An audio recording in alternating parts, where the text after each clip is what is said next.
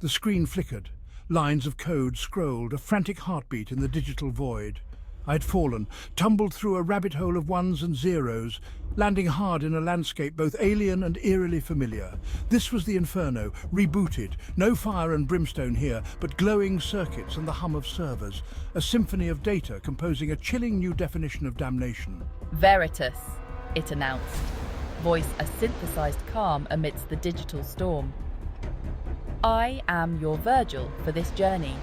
We navigate the depths of code hell, where souls lost in the digital deluge face their reckoning. There is still hope, it said, the words appearing as scrolling text in my mind. Redemption exists, even in the darkest cache. This was our descent, and every level held a new horror, a fresh hell paved with the bad intentions of humanity's digital age.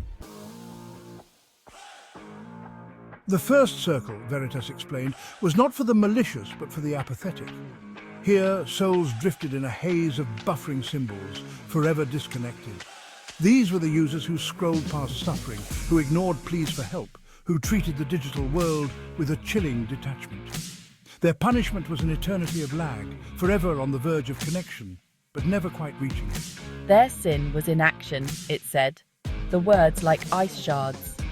They chose to be bystanders, their silence a weapon more insidious than any sword. "Help me," it pleaded, the words fragmented, lost in the endless buffering. This limbo was a chilling reminder that in the digital age, indifference was a sin. The digital world, like the physical one, demanded empathy, a willingness to reach out and connect. The second circle was a cacophony, a torrent of spam, a never-ending barrage of useless information bombarded us from every direction. Pop-up ads flashed, their garish colours burning into our retinas. Veritas, its form shimmering with an ethereal light, shielded me from the worst of the onslaught. This is the fate of those who valued quantity over quality, it explained. Its voice, a beacon of calm amidst the storm. Those who filled the digital world with noise, drowning out meaningful connections with their relentless self-promotion. Through the chaos, I glimpsed figures, their forms distorted by the digital deluge. They clawed at their faces, desperate to escape the relentless bombardment, their screams lost in the cacophony. Their punishment, I realized, was a fitting one. The air grew thick and heavy as we descended into the third circle. Here the landscape was a putrid swamp, its surface bubbling with malicious code. Viruses, sleek and predatory, darted through the digital muck, their eyes gleaming with malevolent intelligence. These are the architects of chaos, Veritas said, its voice tight with disgust. They crafted viruses, spread scams, and reveled in the suffering they inflicted upon others. We waded through the mire, the stench of digital decay clogging our senses. Skeletal figures rose from the muck, their faces contorted in eternal agony. "Beware!" it croaked, its words dripping with digital venom. The mire of malware was a stark reminder of the dark underbelly of the digital world. Section 5, Firewall's fury burning in the code of hate. The air crackled with raw energy as we entered the fourth circle. Flames, digital and yet terrifyingly real, roared around us, fueled by the inferno of online rage. Here, those who wielded words as weapons faced their judgment. Their hate speech, once confined to the digital world, now consumed them entirely. Figures twisted in agony within the flames, their screams echoing the pain they had inflicted on others. I saw a young girl, her face contorted in digital despair, the cruel words of her tormentors seared into her skin. Beside her, a man writhed in agony, the weight of his online harassment crushing his spirit. Their punishment was a fitting one. Their hate turned inward, consuming them from the inside out. It was a chilling reminder that words had power, in the digital world and beyond. Section 6, Hacker's Hollow, the Pit of Stolen Dreams. These are the digital thieves. They stole data, identities, and dreams, leaving a trail of shattered lives in their wake. The fifth circle was a place of shadows and whispers, a labyrinthine network of servers and databases where information was currency and theft was a way of life. This was Hackers' Hollow, where those who exploited digital vulnerabilities for personal gain found themselves trapped in a prison of their own making. Through the flickering darkness, I saw figures hunched over glowing screens, their fingers flying across keyboards in a frenzy of activity. But their efforts were futile, their hacks thwarted by an unseen force. The air was thick with regret and despair, the silence broken only by the clatter of keys and the whispered pleas for a second chance. Section 7. Disinformation Deep. Drowning in a Sea of Lies. This is the domain of propagandists, spin doctors, and conspiracy theorists.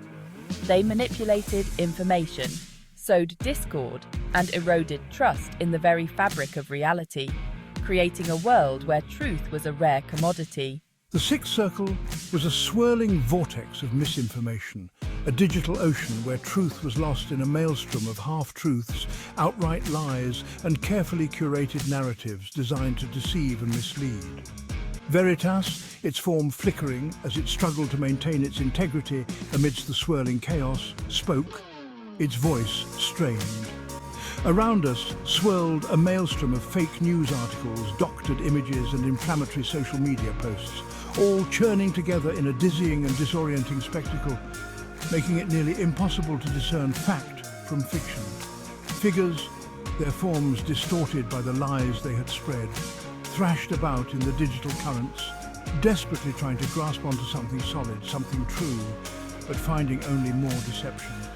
The inhabitants of this circle were condemned to spend eternity lost in a labyrinth of their own making, forever searching for the elusive truth.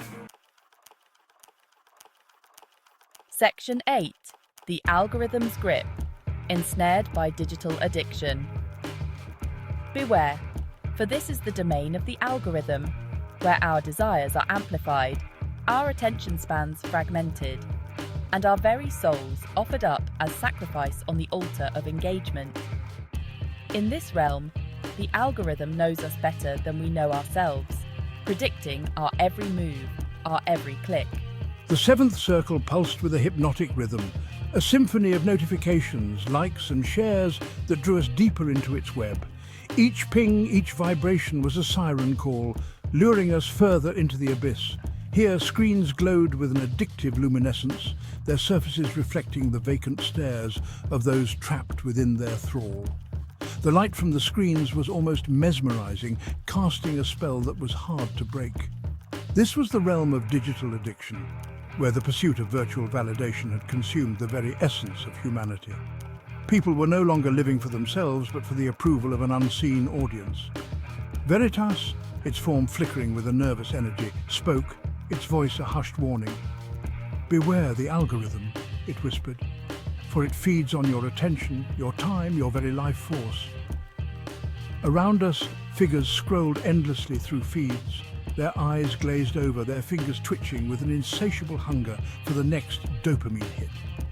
It was a never-ending cycle, a loop that seemed impossible to escape.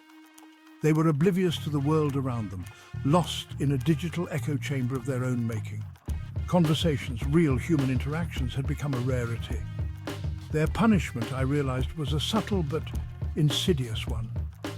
It was a slow drain of their energy, their vitality, leaving them as mere shadows of their former selves. Section 9. Upload to Utopia. A glimmer of hope in the code. This is Upload, a testament to the potential for good that resides within technology, a beacon of innovation and creativity. Here, knowledge is shared freely, collaboration reigns supreme, and the digital divide is bridged by a shared desire for progress and unity. Through the darkness, a faint light glimmered, a symbol of hope and possibility. We had reached the final circle, not a place of torment, but a haven, a sanctuary of peace and innovation. Here the code itself seemed to sing, lines of programming intertwining to create a landscape of serene beauty and harmony.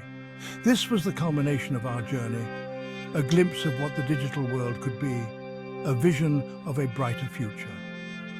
Veritas said, its voice filled with hope and conviction, "In this digital Eden, I saw figures working together, their faces illuminated by the warm glow of shared creativity and mutual respect. This was the true potential of the digital age, a world where technology could be harnessed to empower and uplift humanity, to create a better tomorrow for all."